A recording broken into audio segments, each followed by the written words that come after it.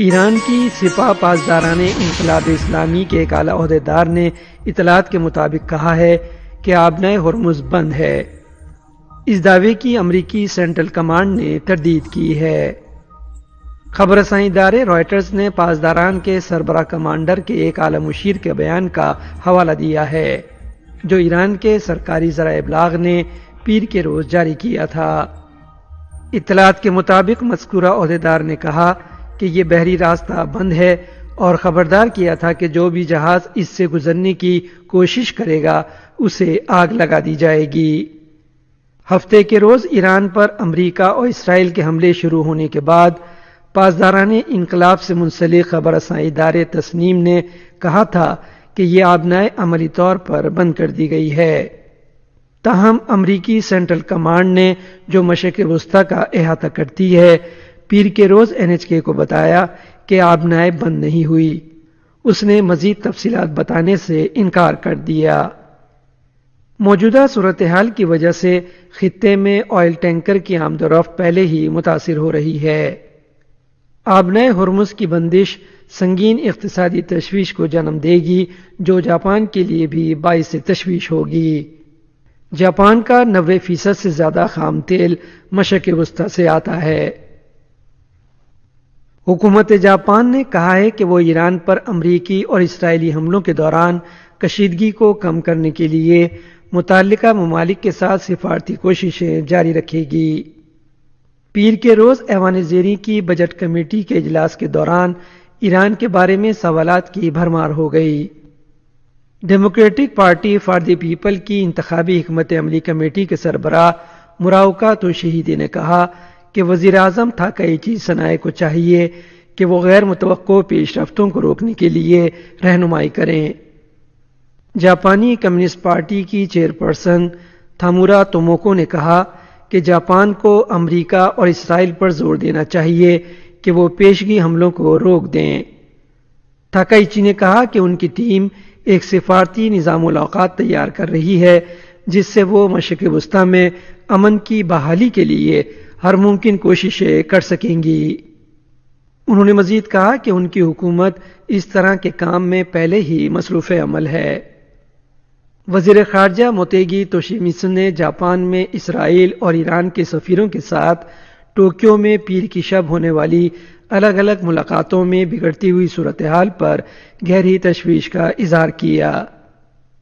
ایرانی سفیر کے ساتھ ملاقات میں موتیگی نے ایران پر زور دیا کہ وہ ہمسایہ ممالک کے خلاف جارحیت سمیت خطے کو غیر مستحکم کر سکنے والے اقدامات روک دے۔ American society of international law نے امریکہ اور اسرائیل کی جانب سے ایران کے خلاف طاقت کے استعمال پر تشویش کا اظہار کیا ہے۔ اس سوسائٹی نے پیر کے روز ایک سربراہی بیان جاری کیا جس میں کہا گیا ہے کہ طاقت کے استعمال اور اس کارروائی سے پورے مشرق وسطی میں شروع ہونے والے شدت آمیز حملے گہری تشویش کا باعث ہیں۔ اس بیان میں وینزویلا میں جنوری میں فوجی کارروائی کا حوالہ بھی دیا گیا ہے۔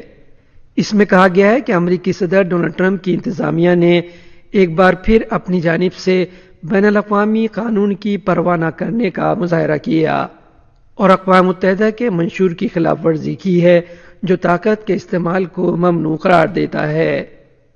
بیان میں نشاندہی کی گئی ہے کہ ایسے حملوں میں مسلح افواج کے مصروف عمل ہونے سے قبل امریکی قانون کے تحت کم از کم کانگریس سے لازمی مشورہ کیا جانا چاہیے تھا۔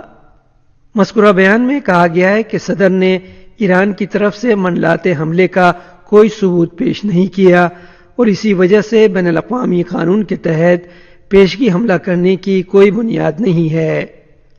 اس میں مزید یہ بھی کہا گیا ہے کہ جنگ کی تیاری کے لیے کئی ہفتے صرف کیے گئے، اس لیے کانگریس کی رضامندی نہ لینے کا کوئی جواز نہیں تھا۔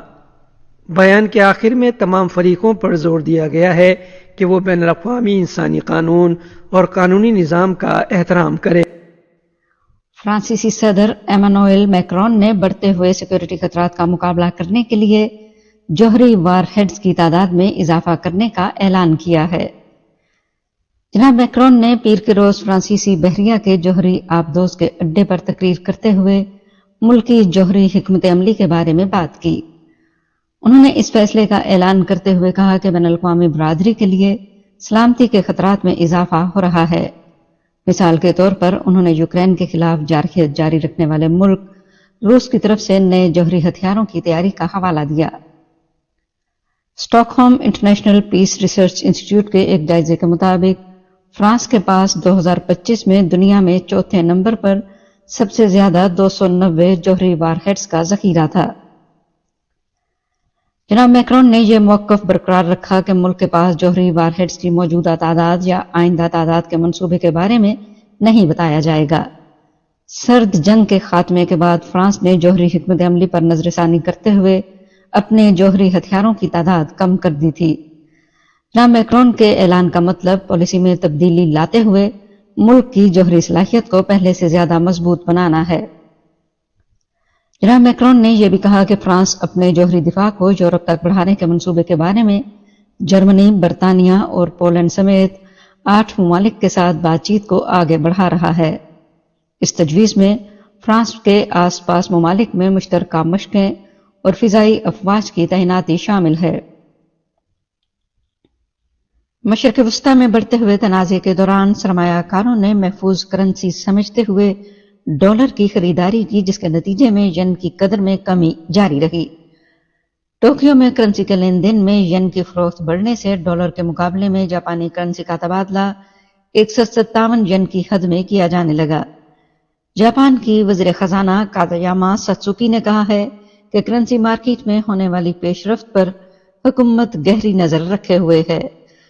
محترمہ کاتایاما نے یہ بھی کہا کہ مشرق وسطی میں ہونے والی پیش رفت زیر مبادلہ کی غیر ملکی منڈیوں میں بڑی تبدیلی کا باعث بن رہی ہے اور حکومت تمام ممکنہ اور موافق اقدامات اٹھانے کے لیے بیرون ملک حکام کے ساتھ قریبی رابطے میں رہے گی۔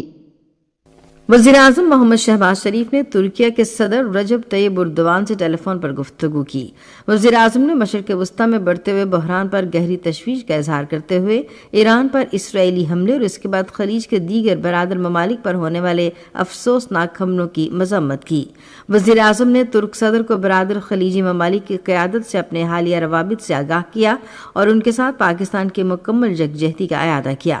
انہوں نے کہا کہ پاکستان نے بحران کے حل کے لیے جاری کوششوں میں تعمیری کردار ادا کرنے کے لیے اپنی آمادگی سے بھی آگاہ کر دیا ہے۔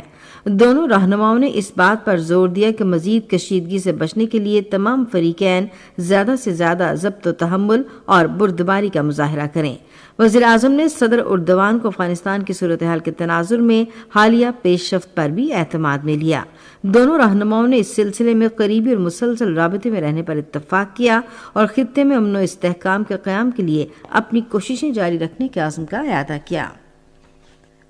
وزیراعظم شہباز شریف نے خطے کی بدلتی ہوئی صورتحال کے بارے میں آج ہونے والی ان کیمرہ بریفنگ میں پارلیمانی رہنماؤں اور جماعتوں کے سربراہان کو شرکت کی دعوت دی ہے۔ یہ بات وزیر قانون اعظم نذیر تارڑ نے قومی اسمبلی کے اجلاس میں اظہار خیال کرتے ہوئے کہی۔